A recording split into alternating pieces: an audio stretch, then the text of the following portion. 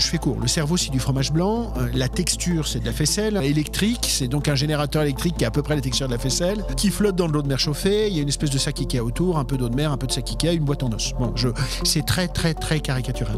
Eh ben, le problème, c'est quand on utilise de l'intelligence artificielle et qu'on ne raisonne plus par soi-même, on perd de l'expérience. Et donc, tout ce qui est fonction cérébrale d'expérience va probablement au moins être mis au second plan. Le cerveau est une machine qui utilise énormément l'anticipation anxieuse chez tout le monde.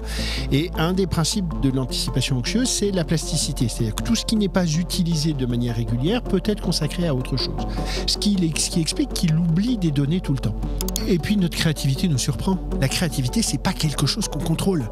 C'est là où la créativité de la machine n'existe pas à mon sens. C'est-à-dire que la créativité, elle nous dépasse. C'est des choses qui viennent de la profondeur et de temps en temps, des artistes ont fait des trucs qui n'avaient aucun sens à la base. «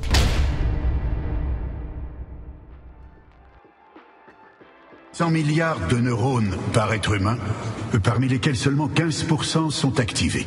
Il y a plus de connexions dans le corps humain qu'il n'y a d'étoiles dans la galaxie.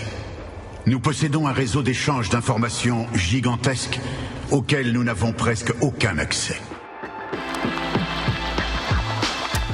Trench Tech, esprit critique pour Tech Éthique.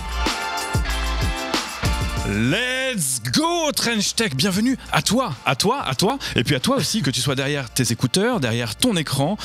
Oui, merci à toi qui fais l'effort de venir exercer ton esprit critique en notre compagnie. Cyril pour vous servir et toujours Mick pour vous séduire. Ouh, salut Cyril. Tu sais que la dernière personne qui m'a dit ça, c'est ma femme. Et on a passé un petit moment de temps ensemble quand même.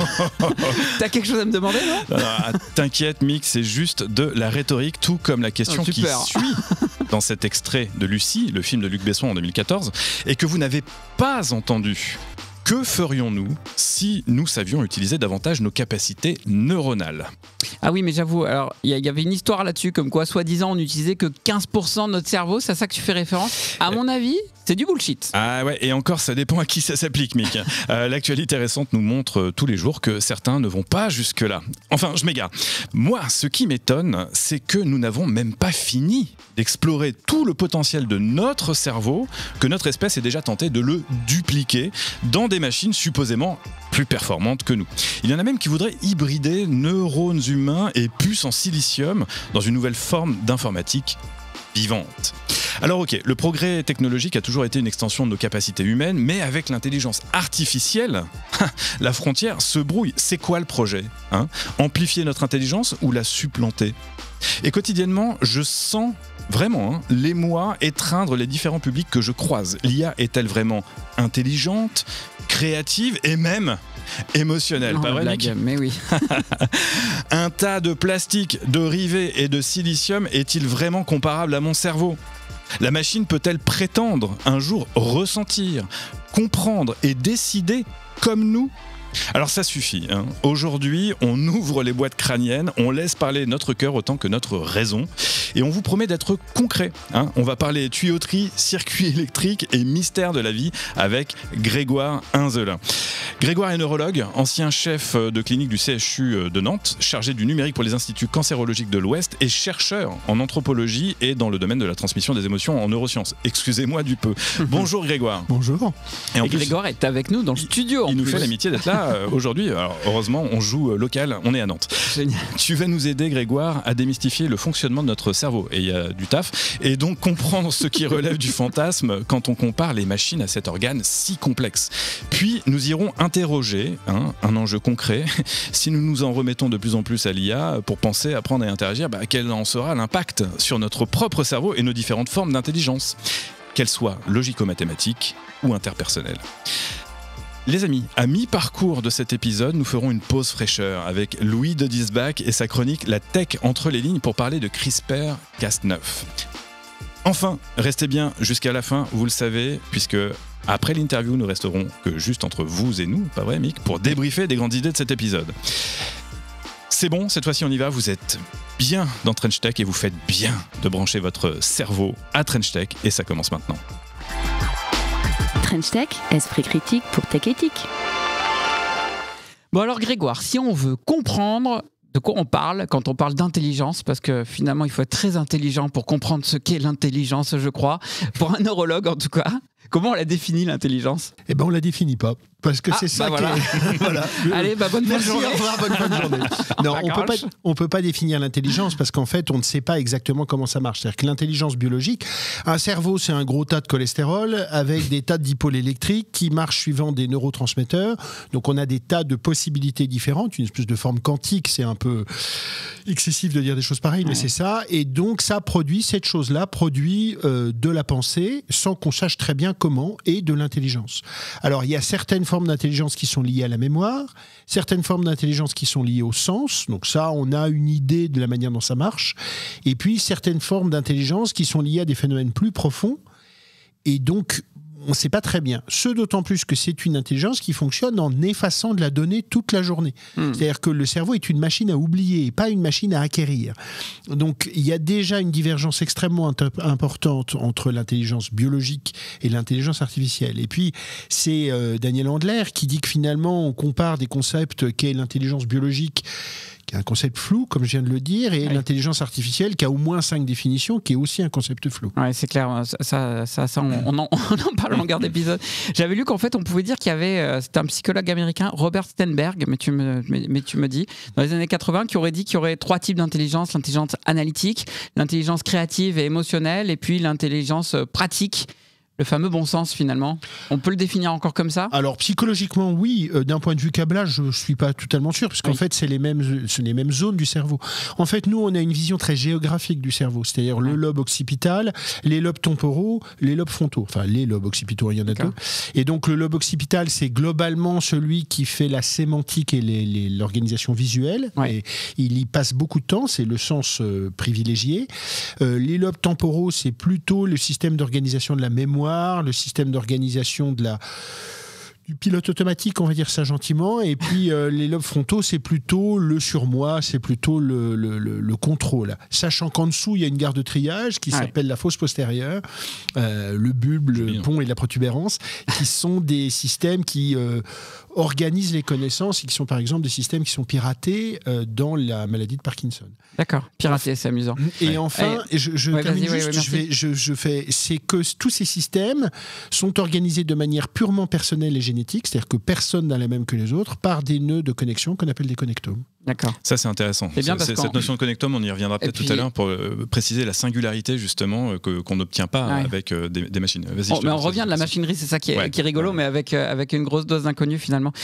Quand on peut se poser la question de qu'est-ce que l'intelligence, on peut aussi se poser la question, enfin moi qui travaille dans la data, de comment on la mesure finalement. Et certains disent la seule mesure dont on dispose de l'intelligence, c'est le QI. Ça te semble intéressant comme mesure de l'intelligence humaine? Alors c'est un coup de sonde, c'est-à-dire que c'est une échelle composite. Le problème, c'est qu'un QI, c'est pas un chiffre absolu, c'est plusieurs entités, c'est au moins 5 entités différentes. Et donc en fait, par exemple, dans les débats récents sur la baisse du QI, c'est la baisse des capacités attentionnelles, c'est pas la baisse de l'intelligence. Donc en fait, c'est pas une estimation totale de l'intelligence. Puis cette notion de quotient intellectuel qui commence à dater, a été largement discutée, controversée ces dernières années. Et moi, je voulais la poser d'emblée. Pourquoi? Parce que certains se servent de cette mesure-là pour dire les machines sont en train de devenir plus intelligentes que nous. Et c'est les fameux tests qu'on leur fait passer. On fait passer plein de tests en ce moment pour opposer la machine à l'homme, et ce qui contribue largement en fait à ce fantasme aussi que la machine peut dépasser l'homme. Et on la compare sur des tests de QI, on la compare sur des tests pour passer, je sais pas moi, le barreau ou ce genre de choses, et écrire des poèmes et compagnie. Bon, on comprend l'intention qui est derrière, et c'est relativement humain, mais c'est complètement stupide, parce que finalement, ça veut rien dire. Un autre chiffre, une autre mesure sur laquelle j'aimerais bien t'entendre, c'est que on a choisi à dessein l'extrait de film de Lucie tout à l'heure. C'est quoi ce mythe des 15% de notre cerveau qui serait utilisé uniquement, et on aurait potentiellement, virtuellement, tout un tas de super pouvoirs si on savait mieux se servir de son cerveau? Alors, ça correspond au pilote automatique, c'est-à-dire qu'on a 20% du cerveau, entre 20 et 30% en fonction des périodes, où le cerveau gère la respiration, la digestion, supervise la totalité de nos fonctions d'homéostasie, c'est un joli terme, mais c'est le fonctionnement global. Après, la réflexion, l'organisation, les émotions, on est beaucoup moins précis. Donc non, le cerveau marche à 100% tout le temps. Peut-être un peu moins quand on dort, mais globalement, il marche à 100% tout le temps, mais on n'identifie pas les fonctions de 70% du cerveau, quoi, grosso modo. D'accord. Et donc, puisqu'on est dans la mécanique du cerveau, dans ses performances aussi, on parle de son taux d'occupation, là, entre guillemets, est-ce qu'il est judicieux ou pas de comparer le cerveau à l'ordinateur et plus largement, ou en tout cas plus précisément encore, à l'intelligence artificielle? Je pose la question parce qu'elle est vraiment au cœur du débat qui nous anime là, et puis parce que très récemment, pour un besoin d'une publication sur LinkedIn, j'ai symbolisé un peu comme tout le monde l'intelligence artificielle par un cerveau, mais un cerveau un petit peu, on va dire, moins organique. Voilà. Tu l'as pixelisé, quoi. Mais en tout cas, on m'a fait un commentaire qui était très juste, qui était, mais non, mais il y en a ras-le-bol de présenter l'IA, ou de symboliser l'IA par un cerveau, parce que ça contribue à fausser, je dirais, la perception des choses. Et c'est tout à fait juste. En revanche, dans l'inconscient collectif, c'est vrai que pour illustrer, je dirais, symboliquement la machine, l'ordinateur, mettre un cerveau, ça marche encore mieux que de mettre une bête machine. Alors, est-ce qu'on a raison, oui ou non, de comparer le cerveau à une machine? Partiellement, parce qu'en fait, d'abord, certains ont créé des réseaux neuronaux, les réseaux convolutifs de Yann LeCun, sont des réseaux qui sont inspirés du cortex occipital. Donc, il y a une similarité de construction avec certaines zones du cerveau. La deuxième chose, c'est qu'une IA, c'est un esprit de synthèse. Donc, c'est forcément une espèce de fonctionnement humain. C'est le seul mammifère qui soit capable d'avoir un esprit de synthèse exprimable. Je dis bien exprimable, hein, les dauphins ou les orques ont éventuellement des capacités d'association, d'intelligence associative. Mais il y a aussi des grosses différences. Parce que finalement, c'est un peu Marie Shelley sous acide. C'est-à-dire que c'est pas ce qu'on va mettre. Kétamine. Oui, qu'on va mettre des couches de neurones, on va avoir la puissance, et la puissance va donner le surcroît de ce qu'on ne comprend pas. Non, ça, clairement non. Et donc, sur la partie logico-mathématique, à la limite, parce que toi tu parles de, je ne sais plus quel était le nom de l'auteur avec 3 formes d'intelligence, en regardant sur internet, Robert Sternberg. T'as plein de littérature et de sources différentes. Il y en a qui disent il y a 8 formes d'intelligence, etc. Bon, on ne sait plus trop où on navigue. Ouais, effectivement. En revanche, sur celle qui paraît la plus évidente, entre guillemets, logico-mathématique, clairement, on sait que la machine fait très très bien et à la limite mieux que nous. Alors, faut quand même s'arrêter au théorème de Gödel. Ce brave Théodore Gödel, qui était le copain d'Albert Einstein et qui faisait les mathématiques derrière lui avec sa femme, avec sa première femme. Okay. Gödel a établi 3 théorèmes, qui sont les théorèmes de l'incomplétude, qui montrent que la logique, les ensembles logico-mathématiques butent toujours sur une incomplétude avec un moment où elle déraille. Donc, la logique mathématique du cerveau, elle est parfois très inconstante, mais la logique mathématique de la machine, elle bute sur le théorème de Gödel. Donc, il y a une similarité dans la limite qui n'est pas forcément la même, mais les deux systèmes ont des limites. D'accord. Et alors justement, c'est hyper intéressant de se dire que intuitivement, on aurait plutôt tendance à penser que la machine, du coup, elle est hyper carrée là-dessus, mais se dire, en revanche, sur l'intelligence que certains qualifient d'émotionnelle, ou en tout cas interpersonnelle, etc., là, on en est quand même loin. Il y a quelques temps, avec Mick, on a contribué à un colloque sur l'IA émotionnelle, ce qui, moi, déjà, me hérisse les poils quand on associe, on qualifie l'IA. C'était hier, c'est encore tout frais dans notre tête, mais on s'en est pas encore complètement remis. Qu'est-ce que l'on peut penser de ça? Est-ce que tu peux nous expliquer comment un être humain, finalement, perçoit les signaux extérieurs et les transforme en émotions, et qui sont, semble-t-il, quand même aussi très liés à sa propre expérience, sa culture? Alors en fait, c'est très difficile. D'abord parce que les travaux fondateurs de l'IA émotionnelle, c'est les travaux d'Elkman. Elkman, il part dans la jungle en 68-69, dans une tribu de Papouasie-Nouvelle-Guinée où qui n'a jamais été en contact avec la civilisation. 7 mois après, il jette l'éponge, il est presque dingue. Il n'a jamais réussi à synthétiser les émotions en 8 items différents. Donc en fait, alors la DARPA le récupère à la sortie parce qu'ils avaient déjà fait des gros chèques à la sortie, et on revient à Elkman, c'est le personnage emblématique qui permet la création de l'iTomy. Donc en fait, on sait que l'intelligence émotionnelle, la théorie n'est pas exacte puisqu'elle n'est pas vérifiable. Comment un cerveau synthétise de l'émotion? En fait, pense qu'il ne faut pas poser la question dans ce sens-là.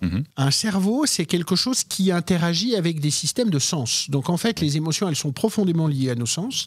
Et le marquage émotionnel est lié à nos sens. Je vais être un tout petit peu long et je vous prie de m'en excuser. D'accord. Et puis si tu peux nous donner des exemples pour qu'on visualise bien ça. Le petit Marcel prend un thé avec un chocolat avec sa grand-mère, quelque part dans le fond à côté de Chartres. Et il a 8 ans, il passe un moment très agréable, sa grand-mère sent bon. Enfin, c'est vraiment très agréable. Voilà, il a une jolie lumière, un bon chocolat. Ça sent la Madeleine de Proust à plein nez, ça. J'avoue à dire cela.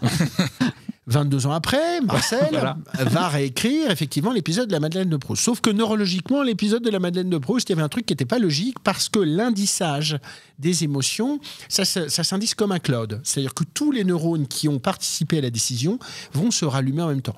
C'est pour ça que Marcel revoit sa grand-mère ou que François-René voit son père qui passe avec la lampe dans le château de Combourg. Mais en fait, on avait quelque chose qui n'allait pas dans l'histoire de Marcel. Et puis on a repris les carnets de Marcel. C'était pas une madeleine, c'était du pain cramé. Et donc il faut un indissage sensitif. Et là, ça sentait très fort le pain cramé. Et en fait, ça sentait très fort le pain cramé 22 ans après. Donc il n'y avait pas de grille-pain, mais ça a donné à peu près la même chose. On déforme les souvenirs, c'est ça que tu es en train de nous dire? Non, ça veut dire que tous les neurones, en fait, pour garder un souvenir extrêmement important, il faut qu'il soit indicé. L'émotion est indicée par les sens. Donc l'émotion, elle est indicée là par l'olfaction, mais elle peut être indicée par le toucher, elle peut être indicée par Louis, François, ce pauvre Chateaubriand, je vais bouffer son prénom, c'était une grive, c'était le chant de la grive quand il est à la Malmaison. D'accord. Ok, ouais, donc en tout cas, les émotions sont directement liées au sens. Ouais. C'est ça qui fait qu'on devient fou quand on essaie d'établir une vraie IA émotionnelle, puisque l'IA, par défaut, n'a pas de captologie des sens, même, on pourrait dire. Cela dit, le computer vision, on peut le comparer. On a reçu William Eldin de 22. On peut comparer, mais ça s'arrête là. C'est-à-dire qu'on a des machines qui vont capter un signal, qui vont l'interpréter parce qu'on les a entraînés pour modéliser... je caricature à l'extrême, mais si tu reçois ça, alors ça peut être ceci, ou tu peux réagir comme cela, etc. Et on nous fait passer ça comme une forme de reconnaissance de nos émotions, avec petit 1, toutes les limites techniques qu'il y a derrière, petit 2, le fait qu'un signal sourire, par exemple, chez nous, ça évoque une idée d'une émotion vécue, mais qui ne sera pas la même à travers le monde. Sourire n'évoque pas la même chose pour tout le monde non plus. Donc, il y a une limite sur la théorie, on va dire, et puis il y a une limite sur la pratique, parce que derrière, la machine, évidemment, ne ressent évidemment rien et ne ressentira jamais rien. On est bien d'accord. Qu'est-ce qu'il manquerait à la machine pour qu'elle fonctionne davantage comme ce que l'on vient de décrire à l'échelle humaine? Il faudrait pouvoir mettre la machine avec des capacités d'analyse propres et des capacités sensitives propres. Mais en fait, le problème, si je prends le problème du toucher, toucher n'est pas caresser. Sentir n'est pas un sentiment. Donc en fait, le problème, c'est qu'il y a une espèce d'échelle du presque qui fait qu'on franchit pas la limite et on ne sait même pas où elle est la limite. Donc d'où le pari des créateurs actuels, le pari genre Marie Shelley, qui consiste à dire en fait, c'est juste un problème de puissance. Non, c'est pas du tout ça. Qui est Marie Shelley? Ça fait 2 fois que tu nous la cites juste pour être bien. Marie Shelley, c'est l'auteur de Frankenstein. Ah voilà, c'est ça. Il faut réviser ses classiques, mais Lévy, enfin. Écoute, tu vas prendre des vacances vite fait, puis aller à la bibliothèque. Qui a écrit Frankenstein sous acide au bord du lac de Genève. Voilà. Mais donc on pourrait dire que finalement, l'IA, c'est une tentative de simuler l'intelligence humaine constamment, en s'en rapprochant au plus près. Oui. Mais l'effort est vain. Quand on nous dit, là, on est en train de nous vendre, c'est l'IA générale. L'IA générale, c'est l'IA qui dépassera complètement l'intelligence humaine, qui non seulement peut totalement la reproduire, mais qui en même temps la dépasserait de par cette puissance de calcul fantastique de Mary Shelley. Donc, oui, c'est un peu le Frankenstein de l'informatique. Mais puissance 2025, tu vois. Mais c'est complètement vain, c'est une chimère. En tout cas, c'est un pari.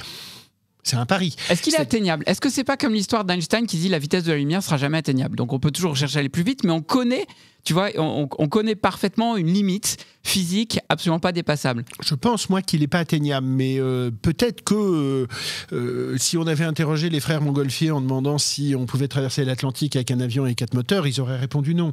Ils auraient dit, je pense que c'est pas atteignable. Donc, c'est difficile. En tout cas, dans un délai extrêmement court, ça n'est pas atteignable. D'accord. Et puis là, ce que tu nous dis qui est vraiment important, c'est que finalement, c'est pas une limite physique, comme l'histoire de la vitesse de la lumière qu'on pourrait jamais atteindre.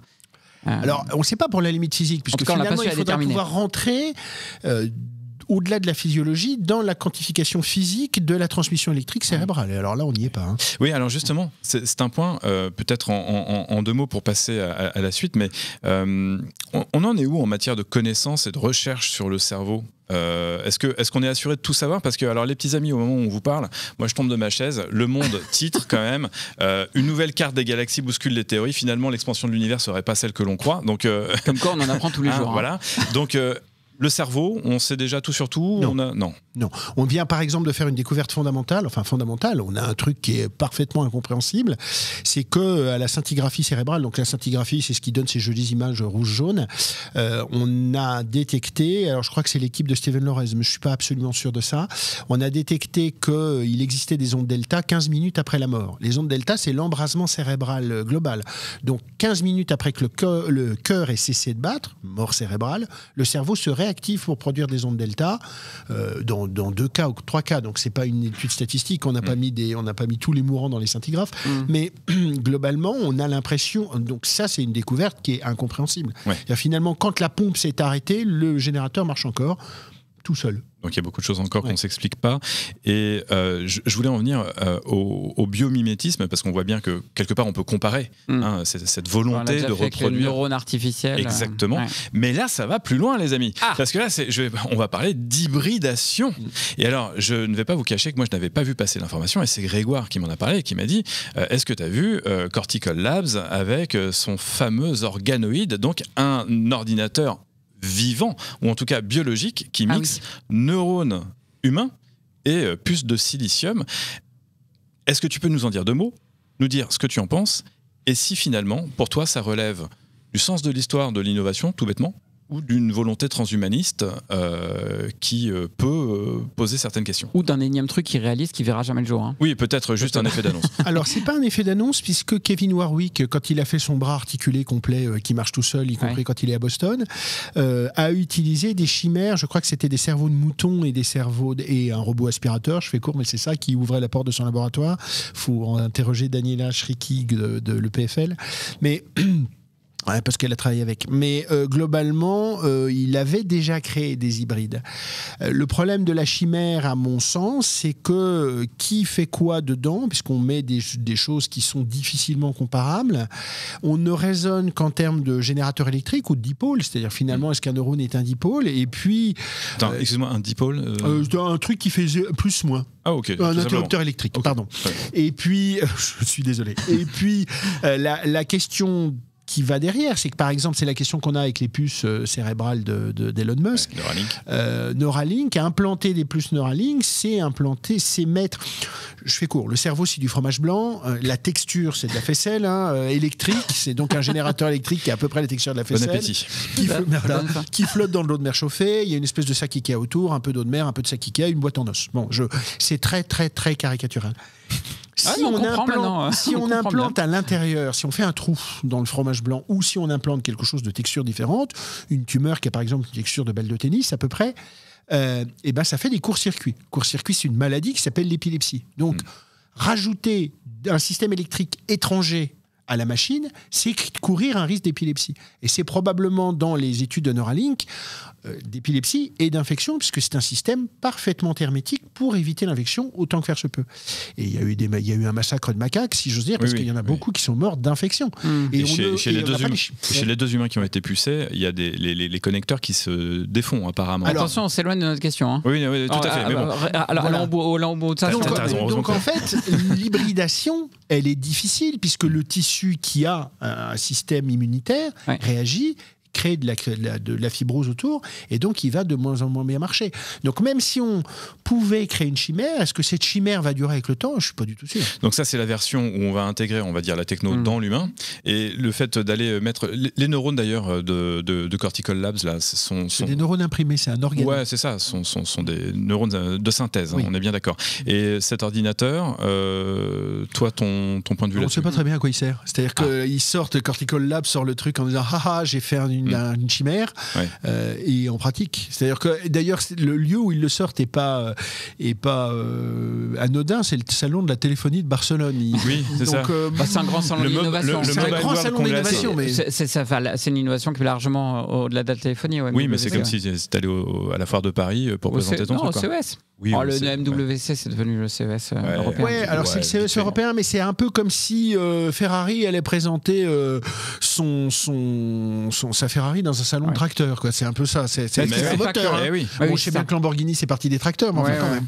Est-ce que là, c'est pas qu'on est sur une innovation de deep tech, je retrouve pas le mot, le vrai mot en français, une innovation profonde dont on ne sait pas encore exactement ce qu'on va faire, mais on a découvert quelque chose de vraiment mais je rejoins ce que dit Grégoire, impactant pour le futur, quoi. C'est-à-dire que là il y a un côté très consumer. Le CES c'est d'abord Consumer Electronics Show, alors que ça devrait être présenté dans des colloques de recherche fondamentale à la limite, tu vois, enfin des trucs de scientifiques. Et puis la question c'est, est-ce que c'est vraiment intéressant de mettre du matériel extérieur?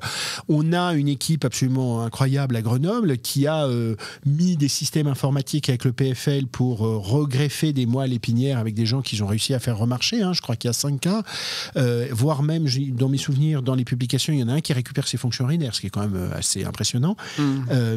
Là, la machine, elle est en dérivation pour remettre le pont entre les systèmes, et elle n'est pas dedans. Quel est l'intérêt de mettre le système dedans alors qu'on a un système qui est adaptatif avec des récupérations absolument incroyables? Donc, si la machine aide à la récupération, oui. Si c'est pour la coupler, on a toujours un raisonnement de puissance. En tout cas, on salue nos amis de Grenoble. Il y a plein de gens bien à Grenoble. Il y a plein de gens bien partout dans le monde. Oui, mais on vient de citer Grenoble. Si tu as envie de citer Nice, vas-y. Et à Nice aussi, effectivement, monsieur. Bref, c'est l'heure de prendre une petite respiration et de voir comment les machines peuvent nous aider aussi, mais cette fois sur la génétique, avec Louis de Diesbach et sa tech entre les lignes.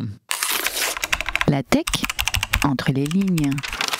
Aujourd'hui, Louis, tu ne vas pas nous parler de numérique, une fois n'est pas coutume. Et ça, pour nous rappeler que finalement, les questions d'éthique dans la technique, ça ne concerne pas que l'informatique. Précisément, il y a des enjeux dans plein de domaines, mais j'avais envie qu'on parle aujourd'hui d'un truc avec un nom un peu barbare, la technique CRISPR-Cas9. Barbare en effet, et qu'est-ce qui se cache derrière ce joli petit nom? Pour vulgariser, il faut voir CRISPR-Cas9 comme des ciseaux génétiques high-tech.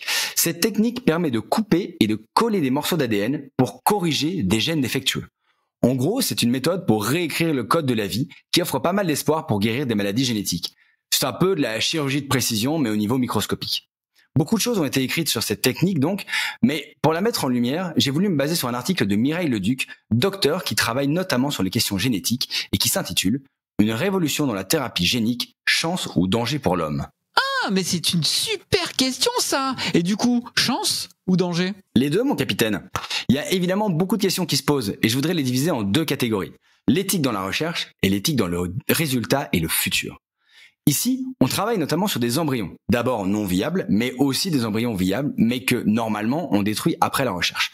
Il y a beaucoup de questions qui entourent le consentement des parents, la notion de dignité de l'embryon, et ce sur quoi on travaille. Mais dans l'ensemble, les académies de médecine sont relativement d'accord et considèrent que, je cite, la recherche sur les cellules germinales ne suscite pas de questions éthiques particulières, à condition, et c'est important, que les gamètes dont le génome aurait été modifié ne soient pas utilisés pour une fécondation. J'imagine que c'est pas aussi simple sur les résultats de ces modifications. En effet, parce qu'une fois qu'on a fait des recherches qui démontrent que telle ou telle modification est possible, on en vient à une question bien plus vaste. Ces modifications sont-elles souhaitables? En fait, le dilemme pourrait se poser de façon assez simple. D'un côté, on a la possibilité d'éliminer définitivement certaines maladies génétiques, mais de l'autre côté, la possibilité de procéder à d'autres modifications génétiques, ouvrant ainsi la voie à un transhumanisme débridé, voire même à un eugénisme nauséabond. J'en avais parlé l'année dernière. Le genre de truc où tu peux décider que ton enfant sera genre grand, blond, beau et aux yeux bleus? Oui, tu pourras aussi choisir si c'est un garçon ou si c'est une fille. Mireille Leduc rappelle que dans chaque innovation médicale, il y a une part de soin, mais toujours en même temps une part d'expérimentation scientifique qui peut ouvrir la voie à une vision améliorative, voire eugéniste de l'être humain. La chercheuse conclut alors son article en rappelant au principe responsabilité dans la digne ligne du philosophe Hans Jonas et au fait de ne pas réduire l'être humain à sa seule dimension génétique malgré les recherches extraordinaires des sciences. C'est certainement un conseil à appliquer à toute la tech d'ailleurs, pas seulement à la génétique et à la biologie. French Tech, esprit critique pour tech éthique. Bon alors on peut souffler un peu, hein. L'IA n'est ni consciente ni vraiment intelligente, mais la vraie question, au fond, Grégoire, c'est nous. Est-ce que plus on délègue à la machine, vieux sujet, vieux serpent de mer, est-ce que plus on délègue à la machine, moins on pense par nous-mêmes? Est-ce que finalement notre cerveau se fait raboter à coups d'algorithmes un petit peu plus à chaque prompt en quelque sorte? Est-ce que face à ce risque de camisole numérique, on peut essayer de nous éclairer? Est-ce qu'on est en train d'atrophier notre cerveau? Alors, c'est un peu tôt pour répondre, parce que les atrophies cérébrales, elles surviennent à titre individuel assez vite, mais à titre de population beaucoup plus lentement.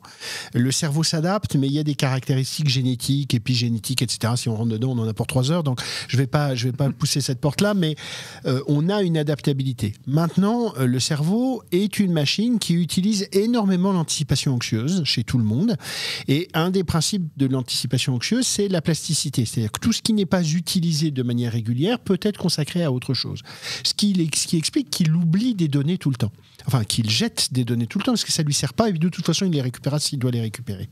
Et donc, quand on ne se sert pas d'une fonction, elle disparaît. Je vais prendre un exemple pour que ce soit bien clair. Oui. Quand j'étais jeune neurologue, on était avec des vieux neurologues qui avaient la réputation d'être les bénédictins de la médecine, c'est-à-dire des mecs brillantissimes mais qui servaient à rien. Et je ne dis pas ça pour les bénédictins, ne me tapez pas dessus, mais dont l'utilité est une utilité très spirituelle. Et il faisait des diagnostics absolument incroyables en 2 minutes de localisation à l'intérieur du cerveau avec des épingles et des cotons. Et vraiment, moi, je les ai vus faire. L'IRM est arrivé. Ma génération à moi, qui a une grosse culture anatomique, parce qu'on nous l'a enfoncé de force, si j'ose dire, n'a pas cette précision. Moi, une épingle et un coton, j'ai pas la précision de ces gens-là. Pourquoi ? Parce que la fonction a été consacrée à autre chose. Eh ben, le problème, c'est quand on utilise de l'intelligence artificielle et qu'on ne raisonne plus par soi-même, on perd de l'expérience, et donc tout ce qui est fonction cérébrale d'expérience va probablement au moins être mis au second plan. Toute la difficulté de l'expérience, c'est que neurologiquement, l'expérience, c'est la résultante du temps passé et de l'erreur. Or, on est en face de machines qui expliquent que le temps passé n'existe pas et l'erreur n'existe pas, donc il n'y aura pas d'expérience. Mais en fait, est-ce que c'est pas l'histoire de la vie ? Est-ce que c'est pas le cas toujours ? On a quelques marottes chacun dans notre sac. Moi j'en ai Allez, une. tu veux nous citer Platon ? Mais bien sûr, Platon. Alors je vais reciter pour ceux qui n'écouteraient pas tous nos épisodes, mais il y a au moins un épisode sur 2 où j'en parle finalement. Oui, effectivement. Qui donc il y a 2500 ans, lui il avait très peur de l'écriture parce qu'il disait si on écrit, on n'aura plus à se souvenir, on va donc y perdre notre mémoire. Et il paraîtrait même que certains chercheurs ont effectivement établi qu'on a perdu en mémoire dans 2500 ans. Je pense aussi à la manifestation des professeurs de mathématiques en 1960 et quelques, à l'apparition de la calculette, qui disait nos élèves vont devenir des cons finis, ils ne sauront plus compter. Ils ont un peu tardé parce que la pascaline, c'est bien plus vieux que ça. Et il y en a eu plein d'autres. Et l'exemple que tu nous donnes, on est un aussi. Donc, est-ce que c'est si grave ? Et est-ce que certains disent oui, mais là, l'intelligence artificielle, c'est beaucoup plus important que juste la calculette ou juste le fait de noter des trucs dans un coin ? Alors, est-ce que c'est si grave ? Non. Est-ce que l'intelligence artificielle est dans ce sens-là, une menace ? Alors, pas par l'intelligence artificielle, mais par la solitude, c'est-à-dire l'absence de la stimulation sensitive. Être seul, poser la question à une machine par flemme, je suis désolé de dire ça comme ça, parce que ça va plus vite, parce que je gagne du temps, parce que je fais un truc à l'arrache, tout le monde l'a toujours fait. Est-ce que c'est important de savoir exactement les choses ? Non. Le problème, c'est que la machine est un canal de transmission exclusive. Je vais vous raconter une petite histoire, parce qu'elle est un peu glaçante. C'est l'histoire Alors, j'ai une amie qui a eu exactement la même chose dans le service de cancérologie à Avignon. Et moi, j'ai eu la même chose dans ma salle d'attente, une dame âgée, un peu seule, qui n'a visiblement pas de relation familiale, sans qu'on sache très bien pourquoi. Et puis, je traîne un peu dans mon bureau avant d'aller la chercher. Je fais de la paperasserie qui n'a pas grand intérêt. Et elle parle à quelqu'un. Et je me dis, super, elle parle à quelqu'un, enfin un point d'accroche extérieur. Eh bien, elle avait calibré un chatbot pour parler avec, ce qui accroît sa solitude, parce qu'elle m'a dit, puisque c'est comme ça, je me suis débarrassé de ma femme de ménage, parce que j'ai plus besoin. Donc le seul vrai contact humain qu'elle avait, elle l'a perdu. Ouais. Et on a vu dans les actualités, on cite toujours les choses qui vont pas bien, c'est évident, mais Character.ai, qui est donc une IA, un chatbot qui est fait pour ça, c'est-à-dire pour créer du relationnel, soi-disant, a mené un jeune au suicide. On avait parlé ici même avec Julien de Sanctis qui parlait de robotique sociale et notamment du petit phoque Paro qui était dans une maison de retraite, à la fois un objet qui permettait à des anciens désocialisés de retrouver du contact et de se remettre à parler, mais qui créait des tensions extrêmes parce que dès qu'il fallait leur arracher Paro pour le filer à quelqu'un d'autre, ça créait un trouble dans la communauté. Donc c'est extrêmement important. Comment on peut, si on revient 2 secondes sur ce que l'on perd et donc cette plasticité du cerveau qui est hyper intéressante à adresser. Je crois qu'il y a une philosophe scientifique aussi qui s'appelle Catherine Malabou, il y a quelques années, qui écrivait des trucs assez extraordinaires dessus. Hyper intéressant, je vous invite à la lire. Voilà. Et Michel Serres, moi c'est ma marotte, c'est Michel Serres, disait l'homme est un animal qui perd autant qu'il gagne. Et à chaque fois qu'on perd quelque chose, on gagne. Il avait une métaphore très belle pour ça, qui n'était pas du tout issue de l'histoire qu'il racontait.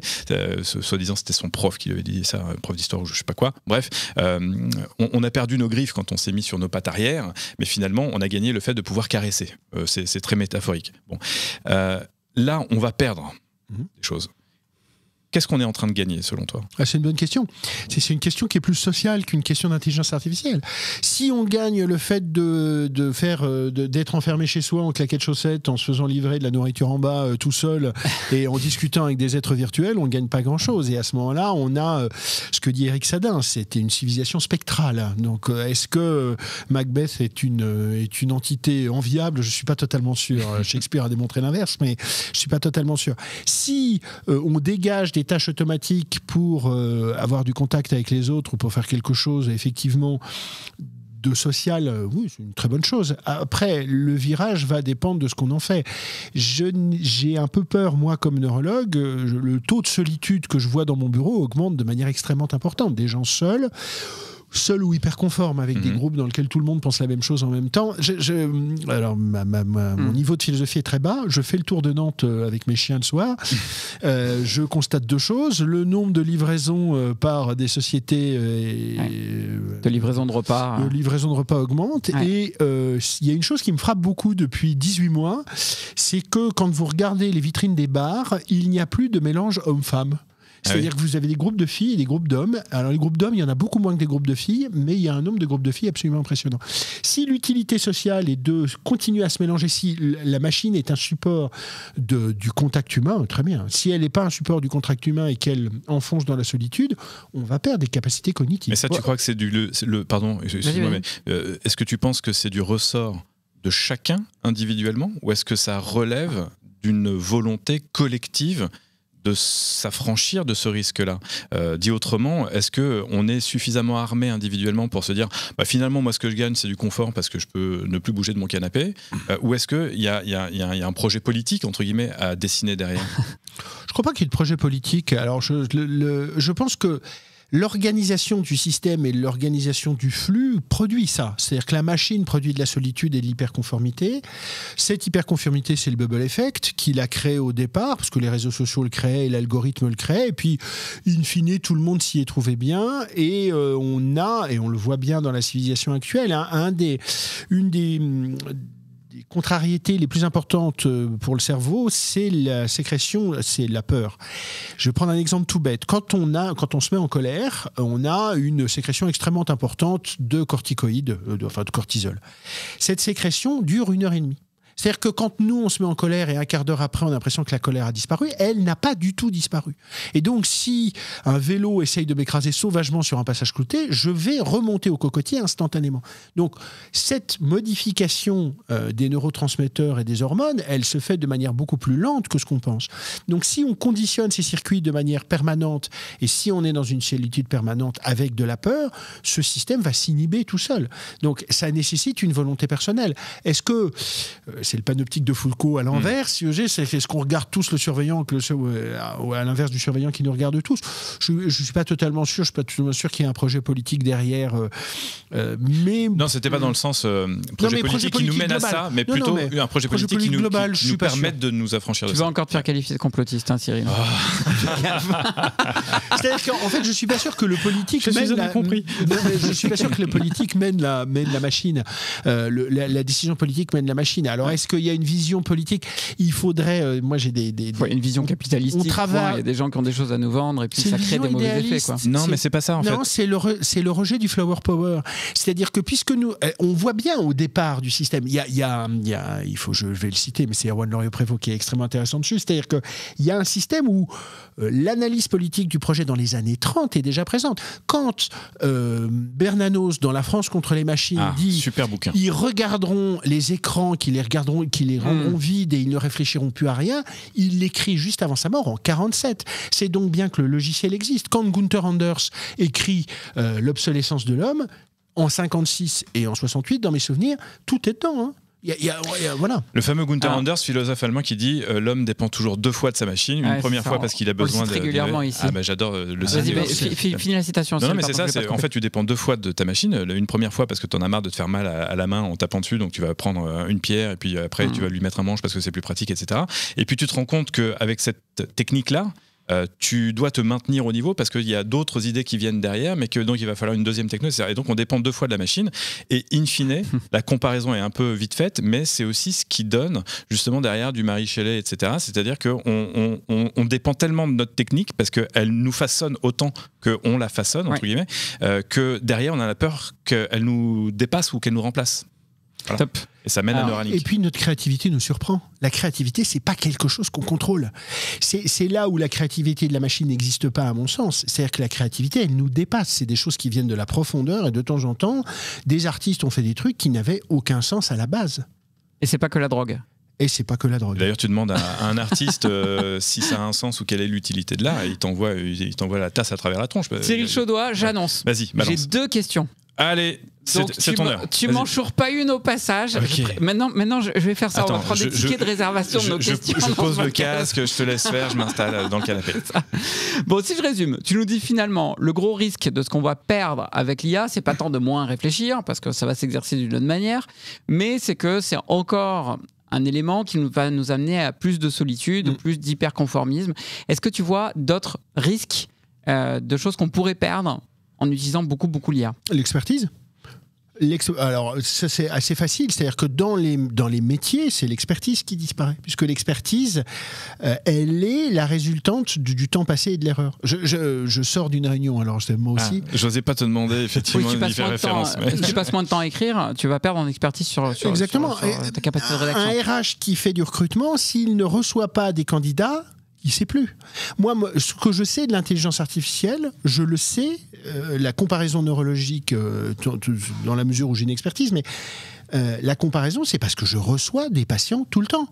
Donc l'intelligence biologique et ses variations, je la vois tous les jours.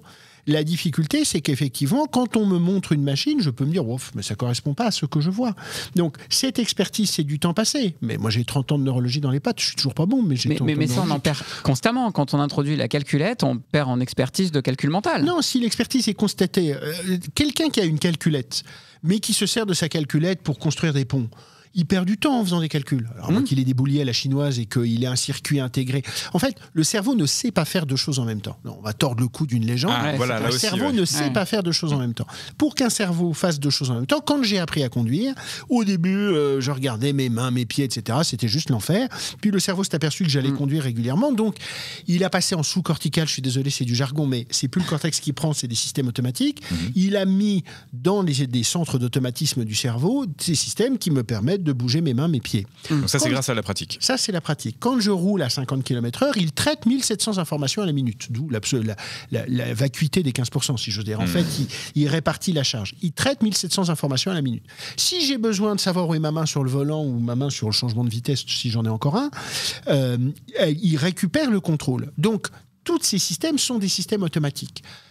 Mais le système automatique ne produit pas une pensée, il est un support. Donc si j'ai un système automatique qui me permet de faire autre chose, si j'ai une calculette qui me permet de construire des ponts ou des fusées, super. La calculette, elle sert à rien. Le calcul en lui-même, il me sert à rien. Si effectivement, je ne me repose que sur la calculette et que je ne développe pas autre chose, j'ai perdu. Alors là, pardon, je me permets juste une intervention. Je trouve ça hyper intéressant. Parce que si je résume, si je reformule, si tu es déjà un expert dans ton métier et que tu utilises l'outil qui te fait gagner du temps, entre guillemets, c'est OK, tu perds pas véritablement d'expertise. Mais aujourd'hui, ce que nous promet l'IA, c'est Vas-y. Je te laisse la question du coup. Non, ouais, vas-y. Alors, on se ressemble. En fait, hein. j'ai peur que ce soit. On est un vieux couple. Hein. C'est une question importante et j'ai peur que ce soit la question de vieux con. Mais il faut qu'on la pose. Non, c'est plutôt la promesse. Finalement, Allez, la promesse des IA génératives, et qu'on entend beaucoup dans le monde professionnel, c'est vous allez pouvoir effectuer des tâches que d'autres experts avant vous seuls savaient faire, et désormais vous disposez quasiment d'un outil, d'une forme de baguette magique qui vous permet d'avoir le même niveau d'expertise que ces gens-là. Pas du tout, puisqu'ils n'ont pas l'expérience et donc ils n'ont pas l'expertise. Si, pour ceux qui mènent.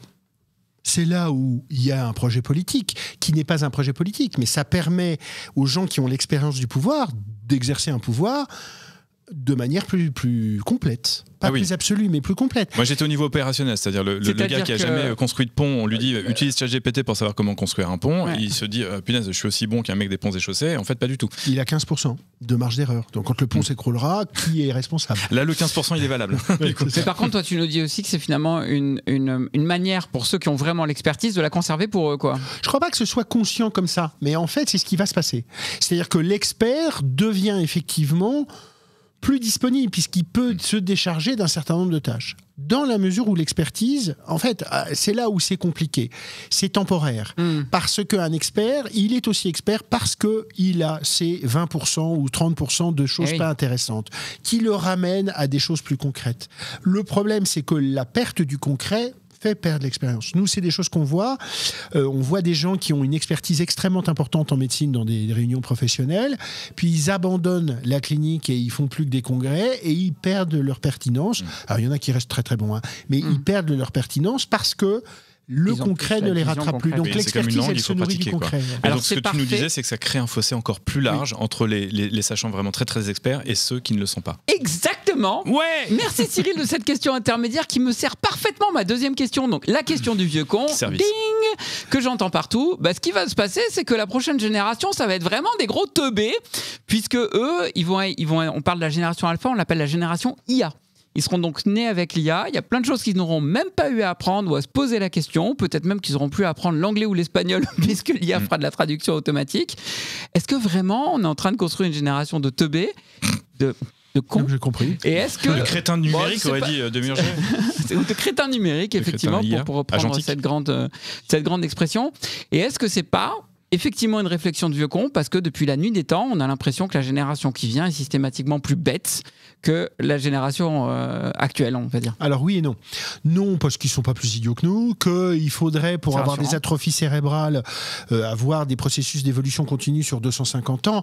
C'est les Chinois du Sud qui n'ont plus de sinus faciaux parce qu'il n'y a pas besoin de réchauffer l'air, ou c'est la gestion du sel qui n'est pas la même dans les populations africaines, ce qui fait que quand elles reviennent dans des contrées comme les nôtres où il y a beaucoup de sel, elles font plus d'accidents vasculaires cérébro-hémorragiques parce que la gestion du sel ne se remet pas en route instantanément.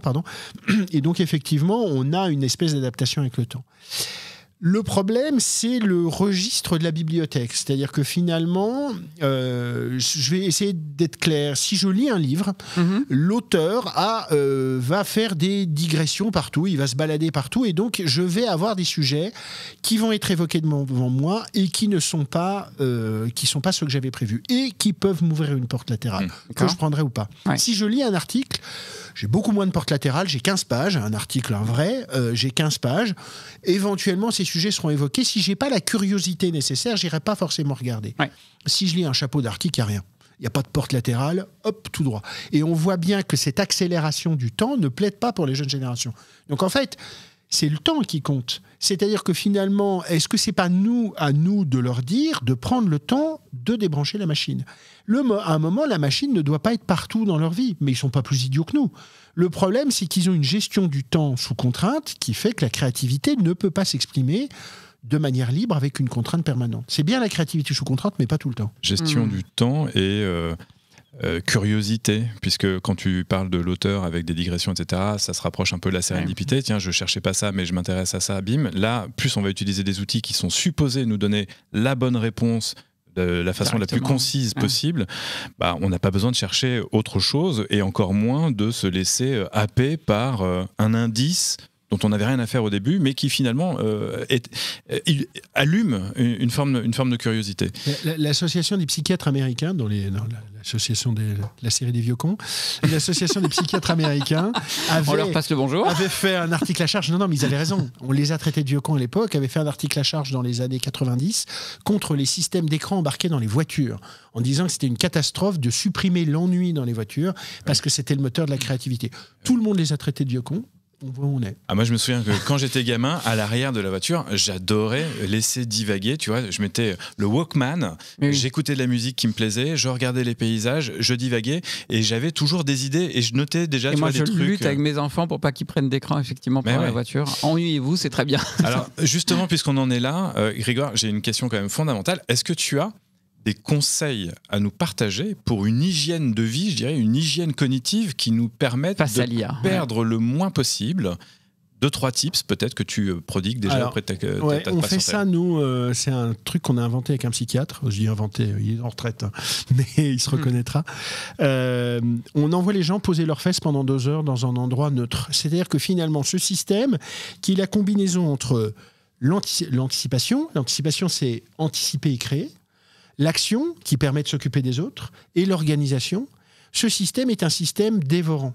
Et il est nourri par le numérique, ou en tout cas, il donne cette impression-là. Donc, poser ses fesses, sans montre, sans livre, sans téléphone, à ne rien faire, et à laisser le cerveau divaguer, c'est un truc extrêmement efficace. Alors après, nous, on donne 3 lieux emblématiques, mais... il faut trouver son lieu, ce qui est parfois un peu long. Mais ça donne envie de le savoir, du coup. C'est tout. Alors, les 3 lieux emblématiques, c'est ce qu'on dit. Alors, on est dans le cadre. Alors, il y a les toilettes. Non, il y a la terrasse d'un café, mais en fait, la terrasse d'un café, c'est moins.